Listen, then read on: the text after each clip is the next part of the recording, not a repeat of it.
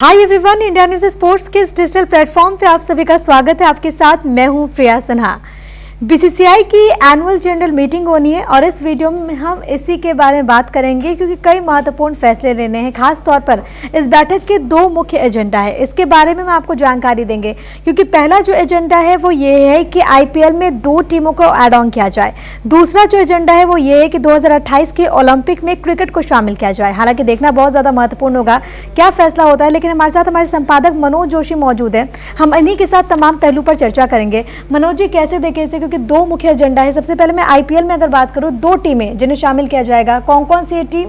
देखिए जी, एक तो राइजिंग सुपर जायंट्स जो है पुणे की टीम जो आईपीएल में 2017 में खेल चुकी है और बहुत ही आला दर्जे का उसका प्रदर्शन था, फाइनल में पहुंची थी।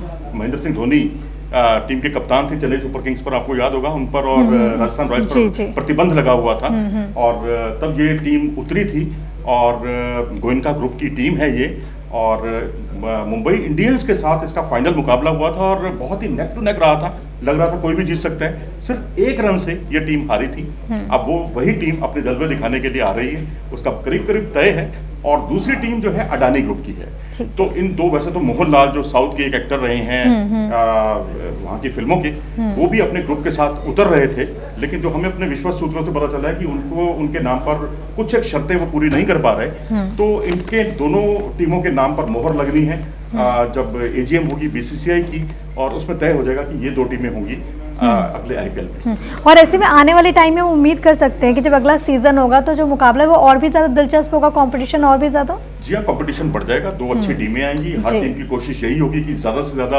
अच्छे प्लेयर्स अपनी टीम में शामिल किए जाएं, और 10 टीमें होंगी तो जाहिर सी बात है कि मैचों की संख्या भी बढ़ेगी। आईपीएल जो है ज्यादा समय तक देखा जाएगा। स्पॉन्सर्स को जो अगर 60 दिन तक या 30 दिन 35-40 दिन तक अगर वो मिलती है पब्लिसिटी, वो और ज्यादा दिनों तक मिलेगी।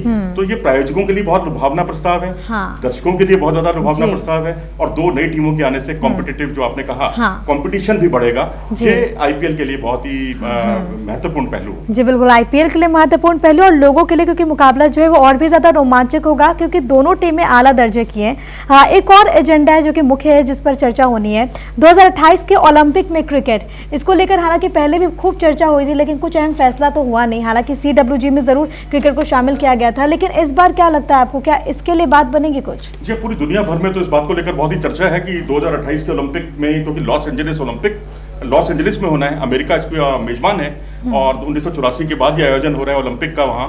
तो वहाँ कुल मिलाकर अमेरिका ने भी तैयारियां अभी से शुरू कर दी हैं। अपनी जो क्रिकेट टीम है उसमें बाहर के कई खिलाड़ियों को उन्होंने शामिल किया है और बहुत ही एक अच्छे दर्जे की टीम बनाई है। उसको विकसित करने की दिशा में काम शुरू हो गए हैं। तो यहाँ पर यह देखना दिलचस्प होगा कि भारतीय टीम का रवैया क्या रहता है, बीसीसीआई का रवैया क्या रहता है, क्योंकि अभी तक चाहे एशियाड हो, कॉमनवेल्थ गेम्स हो, भारत का रवैया थोड़ा सा पॉजिटिव नहीं रहा है इस पूरे मामले में।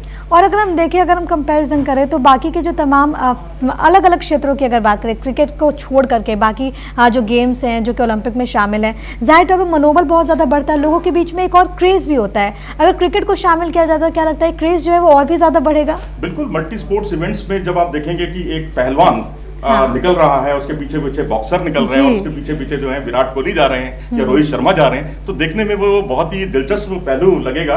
और सब जब एक साथ एक मंच पर तैयार होंगे तो वो मैं समझता हूँ सिर्फ क्रिकेट के लिए नहीं, पूरे खेल जगत के लिए बहुत ही महत्वपूर्ण पहलू होगा। और एक चीज और भी मनोज जी, क्योंकि आप जब अन्य गेम्स को उसमें शामिल कर सकते हो, लेकिन आखिरकार क्रिकेट को लेकर क्यों नहीं फैसले पर सहमति बन पाती है?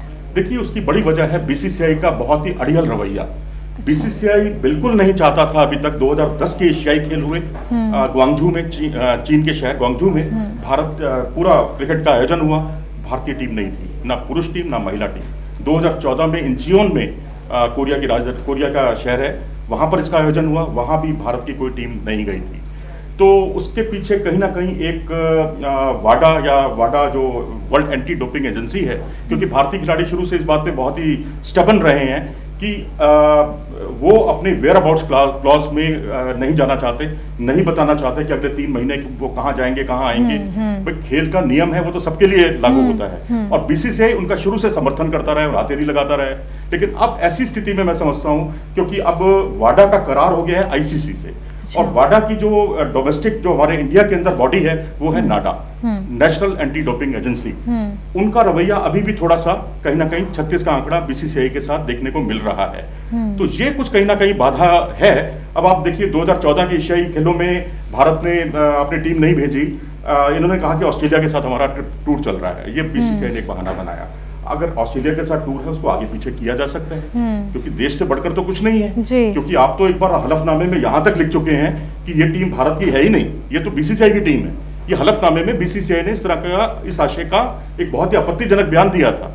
और जब महिला क्रिकेट टीम जो थी वो हमारी खाली बैठी हुई थी, कोई उसकी सीरीज नहीं थी, किसी सीरीज में उसका भाग लेना उस समय वो भाग नहीं ले रही थी, उसको आप भेज सकते थे, उसके लिए तो कोई बहानेबाजी नहीं है। लेकिन आपने उसको वहां भी नहीं भेजा। मजबूरी में आपको 1998 के कॉमनवेल्थ गेम्स में कोलालमपुर में अपनी टीम भेजनी पड़ी, तो आपने सारी जो है सेकंड रेटेड टीम भेज दी। उसमें एक सचिन तेंदुलकर को छोड़कर बाकी सारे ऐसे प्लेयर थे जो जिन्हें आम आदमी जानता ही नहीं था। तो इससे जो ढुलमुल रवैया बीसीसीआई का रहा है, अब हालांकि थोड़ा सा एटीट्यूड बदला है जब से आईसीसी का करार हुआ है वाडा के साथ, तो हो सकता है कि बीसीसीआई इस बार इस दिशा में कुछ सोचे। लेकिन उससे पहले कॉमनवेल्थ गेम्स हैं, कॉमनवेल्थ गेम्स में महिला क्रिकेट को शामिल किया गया है। 2021 के जो कॉमनवेल्थ गेम्स होने हैं, अगले एशियाड में भी क्रिकेट को शामिल किया गया है। अब बीसीसीआई क्या 2010 और 2014 वाली जो गलतियां हैं, कमियां हैं, उससे कितना उबर पाते हैं ये देखना। जी बिल्कुल, ये देखना बहुत ज्यादा महत्वपूर्ण होगा, क्योंकि आगे क्या कुछ फैसला होता है। लेकिन फिलहाल के लिए क्योंकि CWG और जिस तरीके से एशियाड का आपने जिक्र किया, इसको लेकर क्योंकि जब बात हो रही है ओलंपिक में शामिल करने को लेकर, तो पहले वो रवैया देखने को नहीं मिला था। लेकिन अब बहुत ज्यादा इंपॉर्टेंट हो जाता है मनोज जी कि उस रवैये को आप चेंज करें, क्योंकि जब आपके पास ऐसे प्लेयर्स हैं जिसने इंटरनेशनल लेवल पर भारत को एक नई पहचान दी है क्रिकेट के क्षेत्र में, आपके पास ऐसी क्वालिटी है, आपके पास ऐसे काबिलियत है, तो आप उसको एक प्लेटफॉर्म इस रूप में भी दीजिए। जी हाँ, बिल्कुल दीजिए। और ओलंपिक के पदक के बहुत मायने होते हैं। अब आप देखिए इंडिविजुअल इवेंट में भारत को जब 1952 में कुश्ती में एक मेडल मिला, तो दूसरे पदक के लिए, इंडिविजुअल मेडल के लिए भारत को 44 साल इंतजार करना पड़ा। हॉकी में हम 1980 के बाद कोई मेडल नहीं जीत पाए, वहां हमने गोल्ड मेडल जीता था।